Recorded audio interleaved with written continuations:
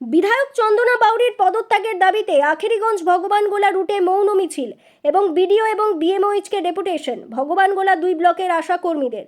উল্লেখ্য, গতকাল বিজেপি বিধায়ক চন্দনা বাউরি আশা কর্মীদের নিয়ে কটূক্তি মন্তব্য করেন, বিভিন্নভাবে আশা কর্মীদেরকে কথার মাধ্যমে হেনস্থা করেন। সেই ঘটনাকে কেন্দ্র করে বাঁকুড়ার এক আশাকর্মী রুম্পা মণ্ডল রাত্রিতে হৃদরোগে আক্রান্ত হয়ে নিহত হয়। সেই ঘটনায় আশাকর্মীরা বিক্ষোভ শুরু করেন বিধায়ক চন্দনা বাউরির বিরুদ্ধে। আশাকর্মীরা তারা দাবি করেন, আশাদের মা ও শিশু হাসপাতাল ও স্বাস্থ্য দপ্তর নিয়ে আমরা বিভিন্ন কাজে জড়িয়ে থাকি, তার উপর আবার আয়ুষ্মান ভারত প্রকল্পের ইকেওয়াইসি এর কাজ চাপিয়ে দেওয়া হয়েছে।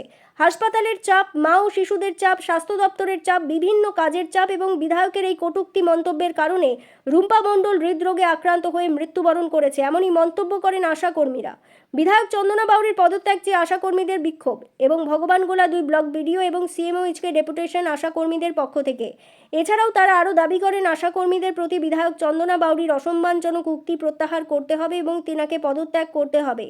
কর্মক্ষেত্রে মানসিক নির্যাতনের শিকার হয়ে মৃত আশাকর্মী রুম্পা মণ্ডলের পরিবারকে একটি চাকরি দিতে হবে এবং সরকারি সাহায্য 50 লক্ষ টাকা করতে হবে।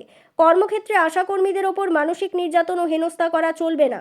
আশাকর্মীদের নিরাপত্তার ব্যবস্থা করতে হবে, অতিরিক্ত কাজের চাপ দেওয়া চলবে না। কর্মক্ষেত্র অবস্থায় মৃত্যু হলে আশাকর্মীদের পরিবারকে 10 লক্ষ টাকা ক্ষতিপূরণ দিতে হবে। আয়ুষ্মান ভারত প্রকল্পের জন্য ইকেওয়াইসি কাজের জন্য ডেটা এন্ট্রি অপারেটরকে নিয়োগ করতে হবে। আশাকর্মীদের কর্মদিবস 8 ঘন্টা করে করতে হবে। প্রতিটি জনগণকে উপযুক্ত স্বাস্থ্য পরিষেবা দিতে আরও স্বাস্থ্যকর্মী নিয়োগ করতে হবে। এরকম বিভিন্ন দাবি দাবা নিয়ে আশাকর্মীদের বিক্ষোভ, মৌন মিছিল এবং ডেপুটেশন ভগবানগোলা 2 ব্লক বিডিও সাহেবকে। এর পাশাপাশি আখেরিগঞ্জ ভগবানগোলার রুটে আশাকর্মীদের পক্ষ থেকে কালো ব্যাচ লাগিয়ে মৃত রুম্পা মণ্ডলের আত্মার শান্তির কামনার্থে শোক পালন এবং মৌন মিছিল। এই বিষয়ে আরও কি বলছেন শোনাবো আপনাদের। এই ভিডিওটি যারা দেখছেন ভিডিওটি শেয়ার করবেন, চ্যানেলটি লাইক করবেন আর সাবস্ক্রাইব করবেন। আই লাভ মাই ইন্ডিয়া, মেরা ভারত মহান। খরিবোনা আখেরিগঞ্জ থেকে আজিমুদ্দিন শেখের রিপোর্ট, আখেরিগঞ্জ নিউজ। বিধায়কের মন্তব্যে যে আমাদের রুম্পা মণ্ডল মারা গিয়েছেন হার্ট অ্যাটাক করে, তার এমন এক বার্তা তিনি বলেছেন ওই আমাদের রুম্পা মণ্ডলকে যে তিনি রাত্রি শুয়ে হার্ট অ্যাটাক করে ফেলেছেন। কেউ জানতেই পারেননি যে তিনি কখন মারা গিয়েছেন। সকালবেলায় দেখা যাচ্ছে ডাক্তারবাবু বলছেন মৃত। এবার এই যে মৃত্যুর দায় সেই চন্দনা বাউরি যদি না নেয় তাহলে তাকে পদত্যাগ করতে হবে। আমরা চাই সে পদত্যাগ করুক, যেন সে তার বিধায়ক পদ থেকে বিচ্যুত করা হোক। এটাই হচ্ছে আমাদের সরকারের কাছে মেন উদ্দেশ্য, মেন বক্তব্য। তাছাড়াও আমরা চাইছি যে আমরা কাজ করি বিএমওএইচ, সিএমওএইচ এবং বিডিও অফিসের আন্ডারে, কিন্তু এই যে বিধায়করা এমনভাবে চাপ সৃষ্টি করছে, আমাদের প্রত্যেকটা কাজের মাথায় ওরা বসার চেষ্টা করছে, সে এই জিনিসটা যেন না হয়, এটার দিকে যেন সবাই এটা রুখে দাঁড়ায়, আমাদের স্যার বিএমওএইচ, সিএমওএইচ এবং বিডিও সাহেব। এটাই হচ্ছে আমাদের মেন বক্তব্য। তাছাড়া আমাদের মেন কাজ হচ্ছে মা, বাচ্চা এবং জনসাধারণ, গ্রামের জনসাধারণকে নিয়ে তো তাদের স্বাস্থ্য পরিষেবা দেওয়া। তো এই কাজ থেকে আমরা বিচ্যুত হয়ে যাচ্ছি এই সব কাজের জন্য।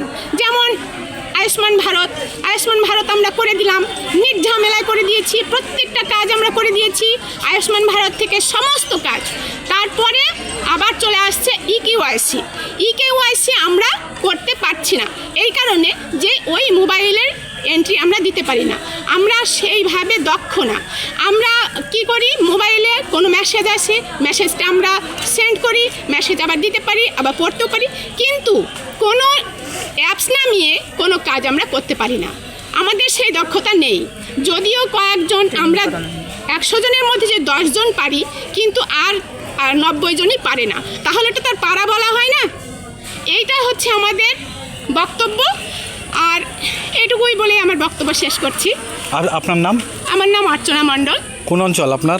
আমি বালিগ্রাম জিপি থেকে কাজ করি, আর হচ্ছে আমি ব্লক সহসভাপতি। আচ্ছা, থ্যাংক ইউ, ধন্যবাদ। আমরা এই রুম্পা মণ্ডলের মৃত্যুতে আমরা খুবই শোকাহত এবং অত্যন্ত দুঃখিত। আর তাই হচ্ছে কি আমরা কিছু মানে আবেদন আমাদের কিছু আছে, আমরা সেগুলো বলতে চাই। আমরা হচ্ছে আশাকর্মীদের প্রতি বিধায়ক চন্দনা বাউরির অসম্মানজনক উক্তি প্রত্যাহার করতে হবে। কর্মক্ষেত্রে মানসিক নির্যাতন, হেনস্থা করা চলবে না। আশাকর্মীদের নিরাপত্তার ব্যবস্থা করতে হবে।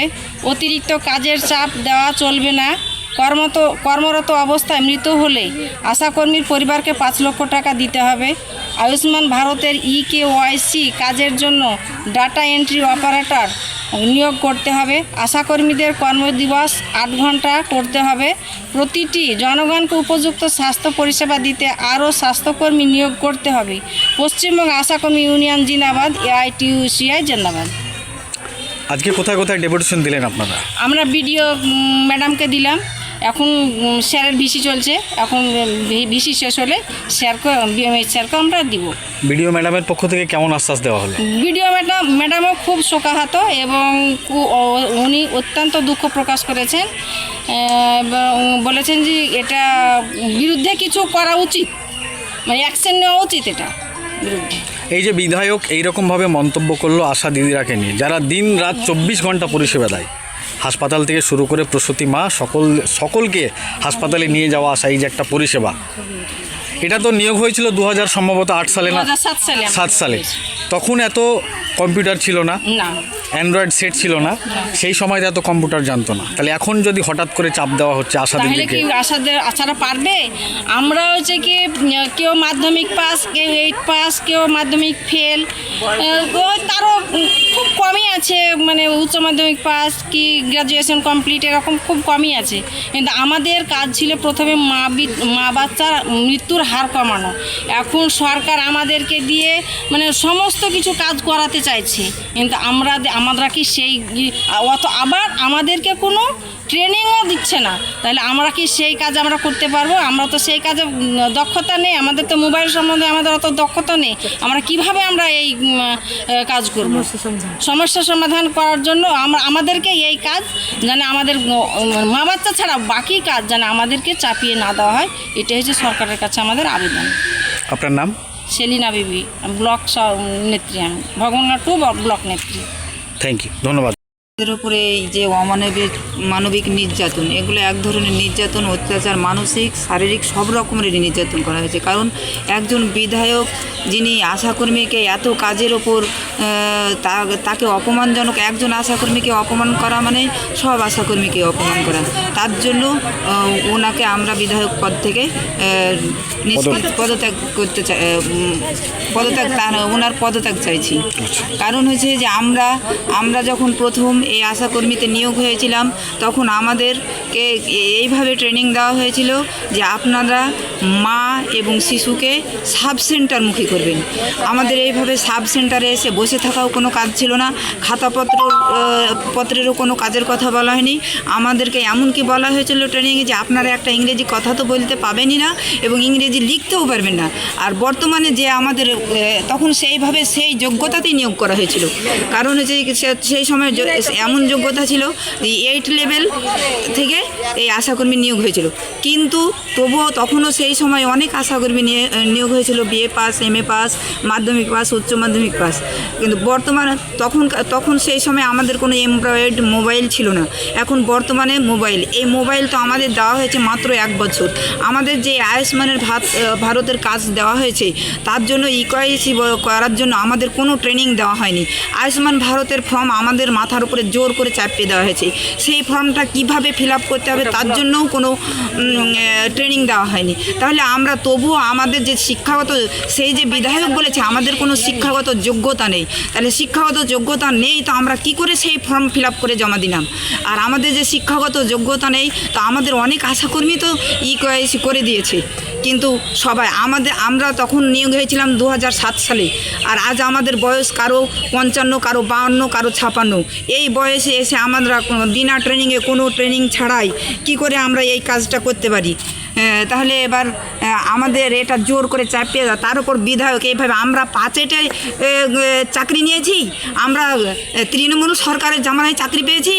আমরা যখন এই চাকরিতে নিয়োগ হয়েছিল তখন বর্তমান সরকার ছিল CPM-এর। তাহলে আজকে উনি কে আমাদেরকে এই প্রসঙ্গ তুলে ধর? আমরা ঘুষ নিয়ে চাকরি পেয়েছি, ঘুষ দিয়ে ঘুষটা নেয় কে? ঘুষটা কে নেয়? সরকারের আধিকারিকরা। আমরা চোর না উনারাই চোর? উনারা যদি চোর না হন তাহলে কেন এই যে আমাদের কাছ থেকে যাদেরকে এই চাকরিতে নিয়োগ করছে তাদের কাছ থেকে পয়সা নিচ্ছে কেন? তাহলে চোরটা হচ্ছে কারা? চোরটা যারা চাকরি নিচ্ছে তারা চোর নয়, চোর হচ্ছেন যারা পয়সা নিচ্ছেন তারাই হচ্ছেন চোর। তাহলে উনি আমাদেরকে চোর বলার কে উনি? কারণ এই জন্য যে আমাদের একজন সহকর্মী মৃত্যুবরণ করেছে, আজ ওনাকে বলেছে, কাল আমাকে বলবে, প্রত্যেকটা আশাকর্মীকে এইভাবে বলবে। বিধায়করা কেন? আমরা সিএমওইচের আন্ডারে কাজ করি, আমরা বিএমওইচের আন্ডারে কাজ করি, আমরা বিডিওর আন্ডারে কাজ করি, কিন্তু একজন বিধায়কের আন্ডারে কাজ করি না।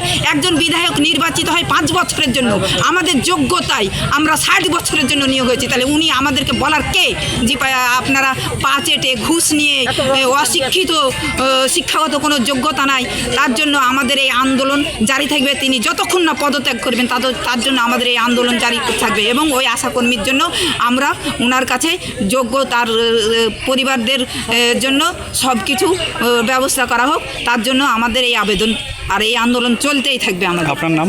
আমার নাম Mujlima Khatun, Bhagwangola 2 block, Nasipur BPSC sub centre. আমি খড়িমোনা জিপির আন্ডার কাজ করি। থ্যাংক ইউ, ধন্যবাদ। আমরা কি বলবো, আমরা তো চোর না যে আমরা চোর প্রতিবাদ দিলেই আমরা মেনে নেব। এটা আমাদের তো মানার কথা না। এটা যে বলেছে সে তো হচ্ছে চোর। চোর যদি না হয় ও কীভাবে জানলো যে আমরা চোর? আমরা তো টাকা কার কাছে ঘুষ নিইনি, ঘুষ তো নিচ্ছে ওরা চাকরি দিচ্ছে, ঘুষ নিচ্ছে, তারা চোর। আর আমরা তো, ওরা কি বিধায়ক? ওরা তো ঘুষ দিয়ে ওরা চোর হয়েছে। 5 বছরের জন্য ওরা বিধায়ক হয়েছে, কিন্তু আমরা 5 বছরের জন্য না, আমরা 65 বছরের জন্য আমরা চাকরি করছি। আমরা যদি চোর হতাম তাহলে সরকার আমরাকে কোনোদিন 65 বছরের চাকরি দিত না। আমরা চাইছি যে বিধায়ক বলেছেন চোর, তার যেন ব্যবস্থা হয়, তাকে যেন পদত্যাগ করা হয়। পদত্যাগের দাবি জানাচ্ছেন? দাবি জানাচ্ছি। কি নাম আপনার? আমার নাম তার। Thank you. আমরা ডেপুটেশন দিয়েছি সেই কারণে আমাদের যে একটা কর্মী মারা গেল, সেই কর্মী যে সেই বিধায়ক যে কুটুক্তি, যে অশ্লীল ভাষাতে কথা বলেছে আমাদের নেত্রীকে, সেও ইকে এসে কাজ করছিল, ইকে এসে কাজ করতে করতে সেই রাত্রি 11টা-12টা পর্যন্ত করেছে। কিন্তু প্রতিদিনই তো করছে, করার পরেও যদি এরকম ভাষণ শুনতে হয় তাহলে তো অটোমেটিক আমার আশাকর্মী মাথাতে মানসিক চাপ সৃষ্টি হয়েছে। সেই কারণেই সে মারা গেছে হার্ট স্ট্রোক করে। কিন্তু সে দায়ী হচ্ছে সে আমাদের বিধায়ক চন্দনা বাউরি, উনি হচ্ছেন দায়ী। তাই আমরা পদত্যাগ চাই, কিংবা ওনাকে আমাদের যে মারা গেছে তাকে তো ওনাকে টুম্পা আমাকে আর পাবো না, আমরা তাকে ফিরে রুম্পা মণ্ডলকে আমরা ফিরে পাবো না। কিন্তু তার কিন্তু শাস্তি চাই, আমরা তাকে শাস্তি দেওয়া হোক, সে বিধায়ক থেকে পদত্যাগ করা হোক। আমরা মুখ্যমন্ত্রী শুভেন্দু অধিকারী মহাশয়ের কাছে আমরা এই আশাকর্মী আমরা দাবি চাইছি যে আমাদেরকে যেন এত নির্যাতিত করা যেন না হয়, আমাদের উপর যেন এত কাজ চাপানো যেন না হয়। আমরা মা বাচ্চা নিয়ে কাজ করার জন্য প্রথমে জয়েন করেছিল আমাদেরকে। আমরা আমাদের তো MA পাস BA পাস তখন বলা হয়নি, আমাদের গাইডলাইনে বলে হয়েছিল 28 বছরের উপরে হতে হবে, আর মাধ্যমিক পাস, মাধ্যমিক আর্থমেটিক 8 পাস এইসব মেয়েদেরকে নিয়োগ করা হয়েছিল। তখন আমাদেরকে ট্রেনিংয়ে বলেছিল যে একটা ইংরেজি ভাষা ব্যবহার করা যাবে না, মা ধন এইভাবে যায় বাড়িতে বাড়িতে যে সম্বোধন করে তাদেরকে কাজ করতে হবে। আমরা এখন পর্যন্ত ওগুলোই করে থাকি। তাহলে এবং মা বাচ্চার মৃত্যুর হার তো আমরা কমিয়ে দিয়েছি। সেই কারণে আমাদেরকে কি ভাবছে যে একের পর এক কাজ চাপিয়ে দিচ্ছে। আমাদের ম্যালেরিয়ার কাজ চাপাচ্ছে, আমাদের আয়ুষ্মান ভারতের কাজ চাপাচ্ছে, আমাদের কালকে বসে জনগণনা করতে হবে, তাই আশা রাখে AKSC করতে হবে, বিভিন্ন ধরনের কাজকে আশা রেখে চাপিয়ে দেওয়া হচ্ছে আমাদেরকে। কিন্তু আমরা দেখছি যে আপনার যখন এইসব কাজগুলো করতে আছি তখন আমাদেরকে কি মা বাচ্চার পরিষেবা দিতে পারছি না, গ্রামে যে ঘুরতে পারছি না, গ্রামে যেভাবে আমাদের প্রতিদিন ঘোরার কথা সেভাবে ঘুরতে পারছি না। আমরা যে আসছি ফর্ম খুঁজছি আবার জমা দিচ্ছি, কত রকম আমাদের অত্যাচার হচ্ছে। তাহলে এই অত্যাচারে আমাদের যে বিধায়ক চন্দনা বাউরি যে এই অশ্লীল ভাষাতে বলেছে চুরি করে চাকরি নিয়েছে, শিক্ষিত না, পড়াশোনা করেনি, কিন্তু তখন তো আমাদের বামফ্রন্ট আমলে চাকরি হয়েছে। কারণ আমাদের বামফ্রন্ট সরকার তখন আমাদেরকে চাকরি দিয়েছিল, ওই যে নিয়ম বেঁধে দিয়েছে সেই নিয়মিত আমাদের চাকরি হয়েছে। তাহলে আজ কেন বলবে এরকম ধরনের ভাষাতে কথা যে আশারা তো পারবেই না।